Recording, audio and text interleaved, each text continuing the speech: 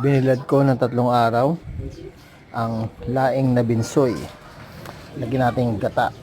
Maganda yung laputan na. Unang gata, pakuluan, ginisa ang karne.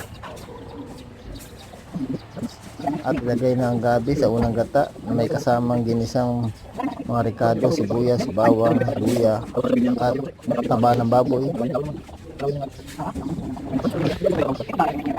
Ilagay ang gabi.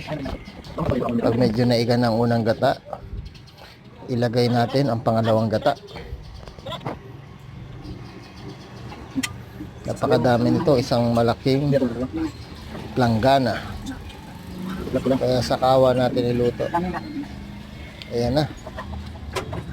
Hanggang maglapot-lapot. Tandaan nyo, pag nagkata tayo, huwag na nating tatakpan. Kasi hindi nagiging creamy. Kailangan pag naglagay ka na ng gata, yung